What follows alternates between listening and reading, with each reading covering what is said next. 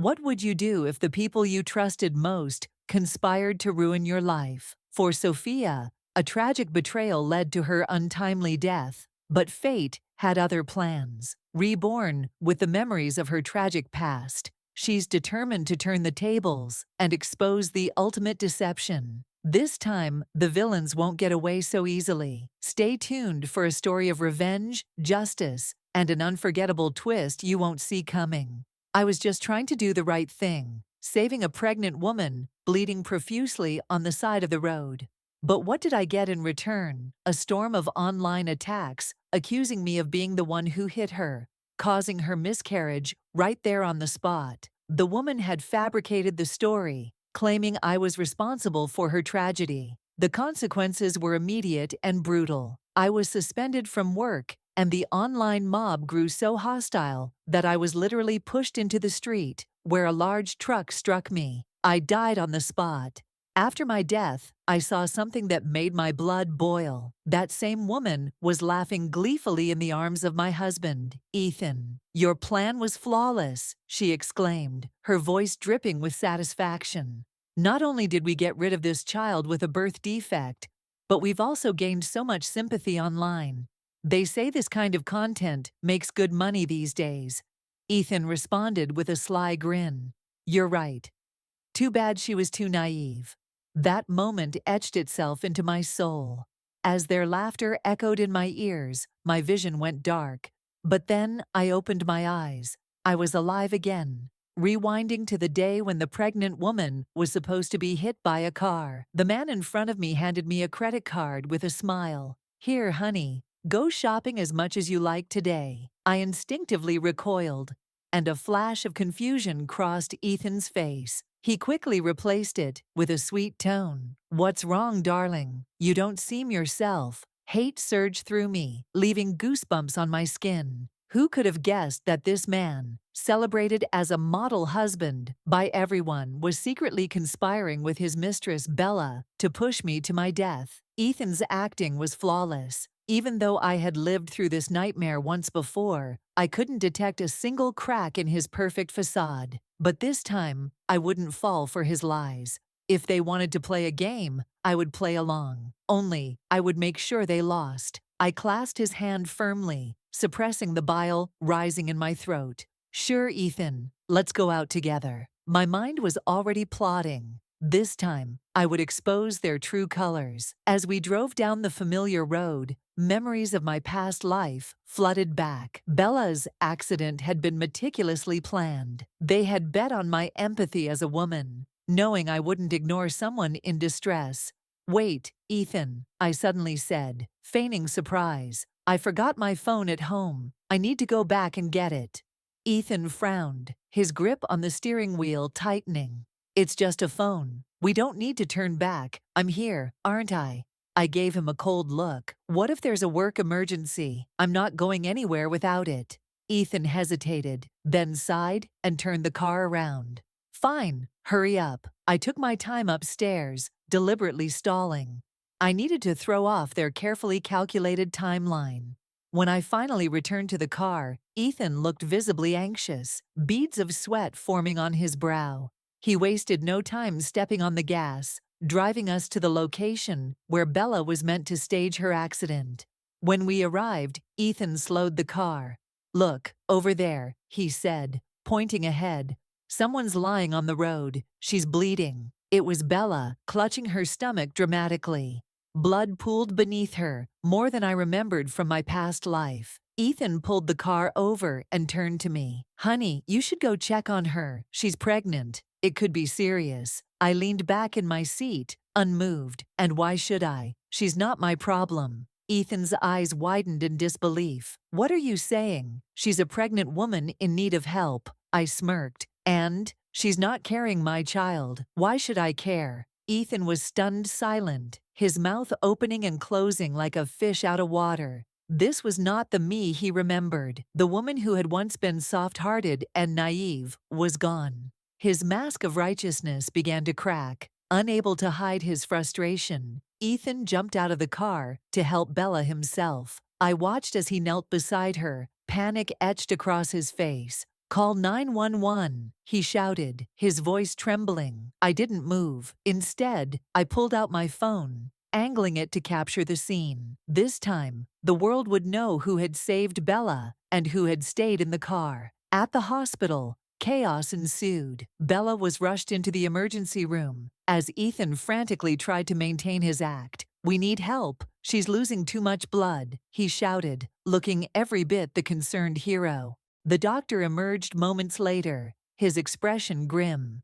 "The patient is in critical condition and has lost a lot of blood. We need a donor with type B blood immediately." Ethan turned to me, his eyes pleading. "Sophia, you're type B. Please, you have to help her." I met his gaze coldly. "Help her?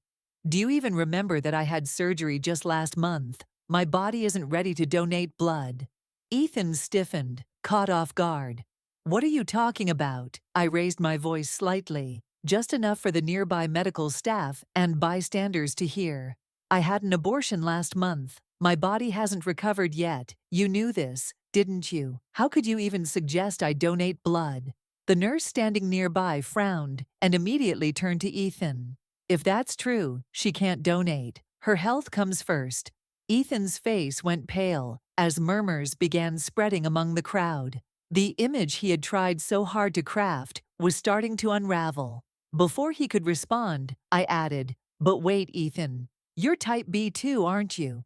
You should donate. You're perfectly healthy." All eyes turned to him. The nurse stepped forward, grabbing his arm. "If you're a match, come with me. We'll prepare for the donation." Ethan stammered, sweat dripping down his forehead. Well, I—" The crowd began to murmur louder, their judgmental stares boring into him. Left with no choice, Ethan reluctantly followed the nurse. As he walked away, his shoulders slumped. I couldn't help but smile. Let him taste the humiliation he so richly deserved. 15 minutes later, Ethan emerged, pale and shaky after donating blood. He barely managed to stand upright. But his ordeal wasn't over yet. Bella had survived, but the baby hadn't. The doctor informed us gravely, "The patient is stable, but we couldn't save the baby." We went to visit Bella in her hospital room, where she lay weak and trembling. The moment she saw me, her eyes filled with hatred. She pointed a shaking finger at me. You did this to me. You ran me over. You killed my baby." I let out a bitter laugh. "Bella, you're mistaken. Ethan was the one who helped you. I didn't even touch you." Ethan froze, caught off guard by the sudden shift. Bella's face contorted with rage as she realized her accusations had no weight. I crossed my arms and turned to Ethan. "Isn't that right, dear?" He opened his mouth to respond, but no words came out. He looked like a deer caught in headlights. I knew then that the tables were turning. This time, I wasn't going to be the victim. Bella's accusations fell flat, but she wasn't about to give up so easily. Tears streamed down her face as she turned to the police officer standing nearby.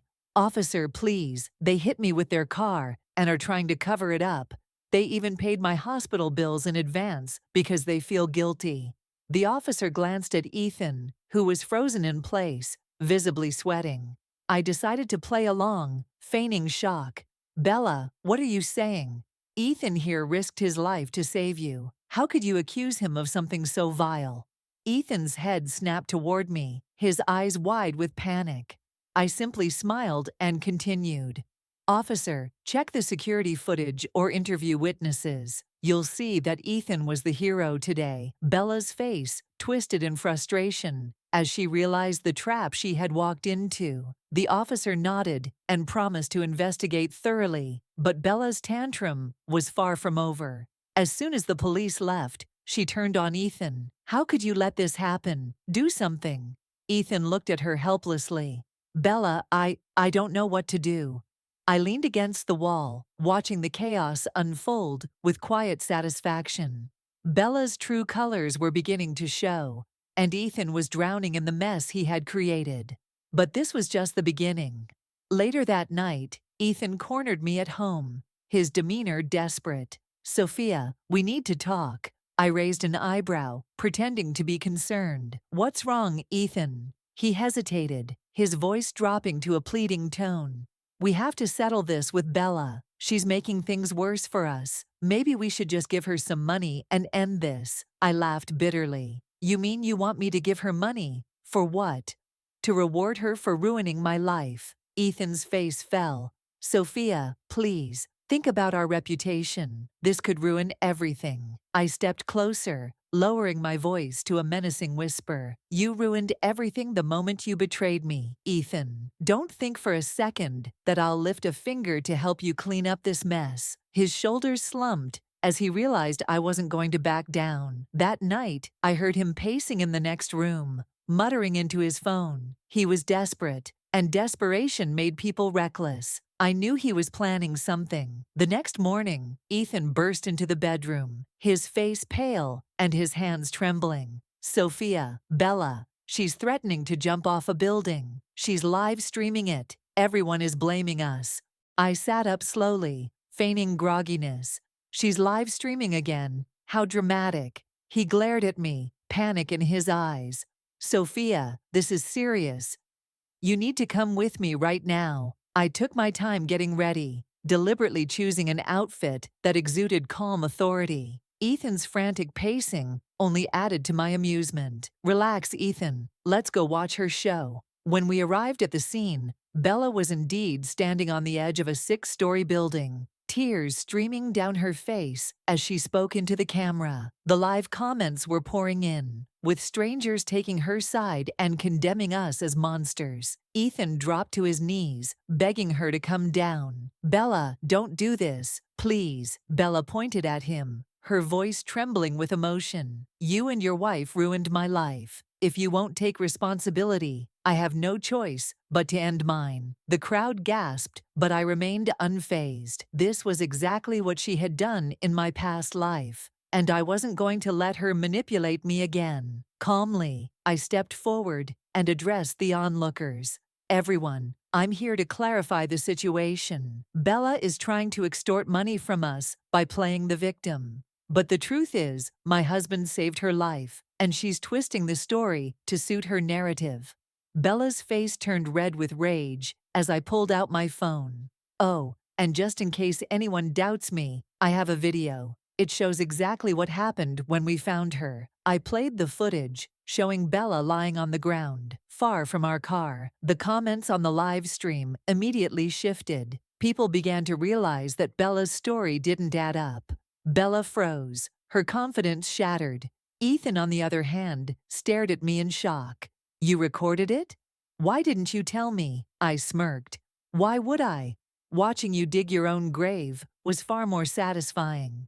The crowd's mood shifted almost instantly. The online comments turned vicious, calling Bella a fraud and a manipulator. So she faked the whole thing. What a liar, one person typed. Wasting everyone's sympathy like that. Disgusting. Another added. Bella's face went pale as she stared at the screen, reading the barrage of hateful remarks. Her lower lip trembled as she tried to defend herself. No, it's not true. They're lying. But it was too late. The crowd had turned against her. Ethan, sensing the tide shifting, desperately tried to salvage the situation. Let's not make this worse, he stammered. Bella, just apologize, and we can move on from this. Bella's eyes burned with rage. Apologize? To her, after everything she's done to me? I couldn't help but laugh. Bella, the only one who owes an apology here is you. Or have you forgotten your own lies already? Her hands clenched into fists as tears spilled down her cheeks. I didn't mean for things to go this far. Didn't mean to, I repeated, my tone icy. You deliberately tried to ruin my life, Bella. Do you think crocodile tears will fix everything? The tension in the air was palpable as Bella struggled to maintain her composure. Finally, under the weight of public scrutiny, she broke. She collapsed to her knees, sobbing uncontrollably. Fine, I'm sorry. I'm sorry for everything. Just make it stop. Ethan's expression was a mixture of relief and frustration. He helped Bella to her feet and turned to me. Sophia, isn't that enough? Let's just let this go. I shook my head. Oh no, this doesn't end here, not until the truth is laid bare. As I spoke, the police arrived at the scene. They quickly assessed the situation, taking statements from everyone involved. Bella tried to play the victim one last time, claiming we had driven her to this, but the video evidence I provided made her story crumble. To make matters worse for her, one of the officers recognized her. "Weren't you involved in a similar case last year?" he asked, his tone skeptical. Bella froze, her eyes darting around nervously. No, that wasn't me." The officer frowned, but didn't press further. Instead, they escorted her and Ethan to the station for questioning. I followed closely behind, knowing that this was far from over. At the station, the interrogations were intense. Bella's lies unraveled one by one, and she finally admitted to conspiring with Ethan to frame me. The officers listened in silence, their faces growing colder with every word she spoke. When Ethan realized the situation was spiraling out of control, he tried to shift the blame entirely onto Bella. "I didn't know she was planning all this," he exclaimed. "I was just trying to help her. She lied to me too." But the officers weren't buying it. They had already gathered enough evidence to implicate both of them. Ethan's desperate attempt to shift the blame didn't fool anyone.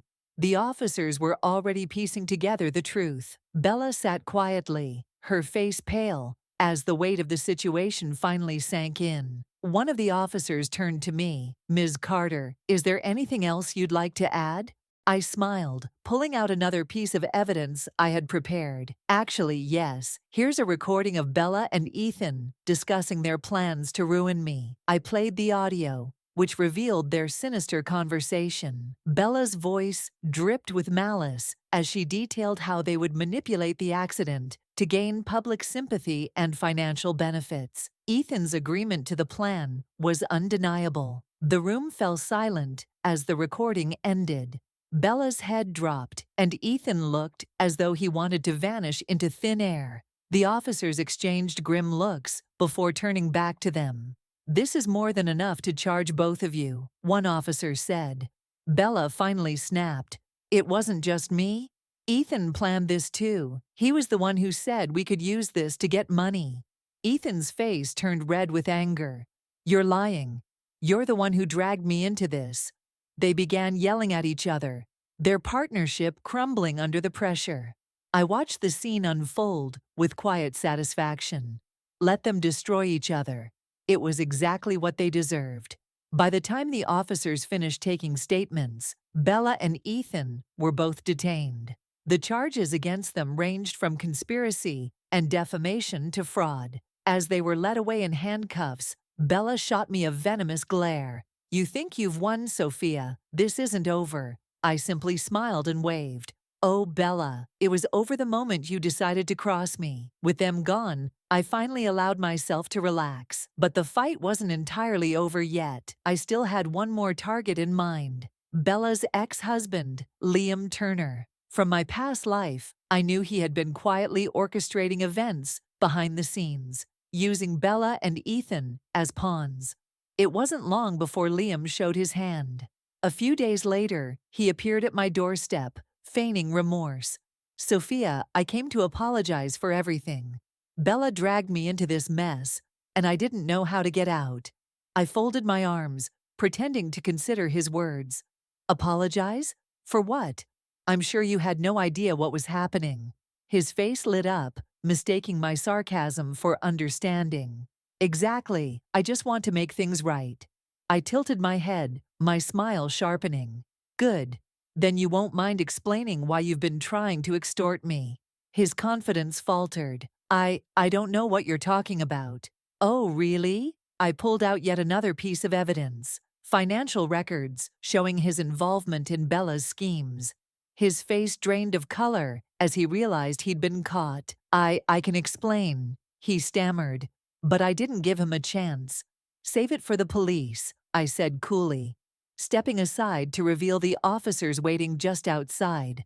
Liam was arrested on the spot, his pathetic excuses falling on deaf ears. Liam was taken away, his protests echoing down the hall as the officers let him out. I closed the door and exhaled deeply. One by one, every piece of their twisted puzzle was falling apart. The next week brought more fallout. The news of Ethan, Bella, and Liam's schemes spread like wildfire. The recordings and evidence I provided went viral, leaving no doubt about their guilt. Ethan was painted as a deceitful husband, Bella as a manipulative liar, and Liam as the shadowy figure orchestrating everything for financial gain. Public opinion, which had once condemned me, now rallied in my favor. People flooded social media to apologize for believing Bella's lies. They shared posts praising me for exposing the truth and standing up against such despicable acts. One morning, as I was sipping my coffee, I received a call from the insurance company. Ms. Carter, we're pleased to inform you that your claim for Mr. Reed's accident has been processed. The payout of $7 million will be deposited into your account within the next 24 hours. I thanked them, a small smile playing on my lips. The irony wasn't lost on me. Ethan had once plotted my death to inherit my assets, and now his death had made me richer than ever. The next day, the money arrived.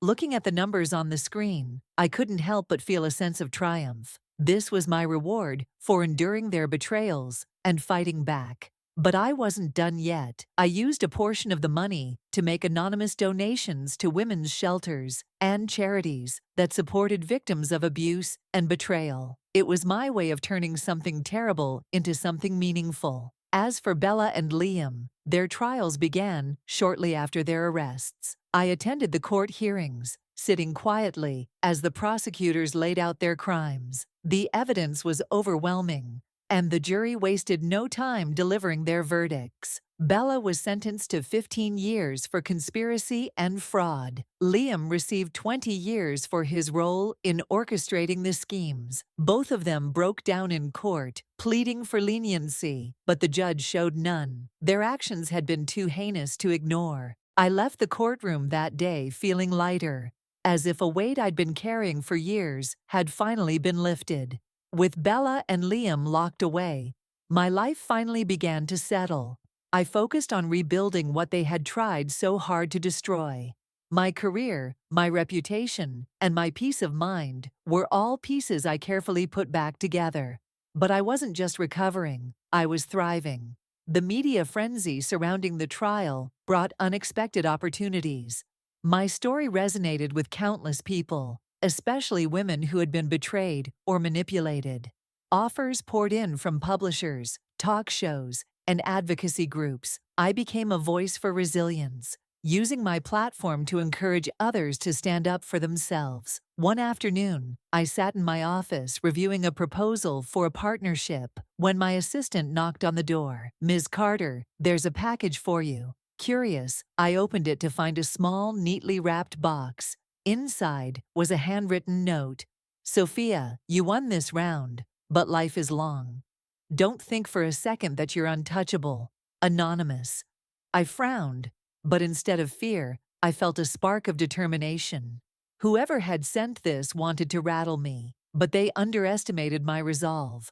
I placed the note in a drawer, making a mental note to increase my security measures. If there were still shadows from my past trying to haunt me, I was ready to confront them. Later that week, I met with a lawyer to finalize a trust fund I had set up for the families of women who had suffered as I once did. It felt empowering to use my resources for something meaningful. While I couldn't erase the pain of my past, I could turn it into a force for good. One evening, as I walked through the city, the lights from skyscrapers casting a golden glow on the streets below, I reflected on how far I'd come. The woman I was now, confident, independent, and unshakable, was a far cry from the naive wife who once trusted blindly.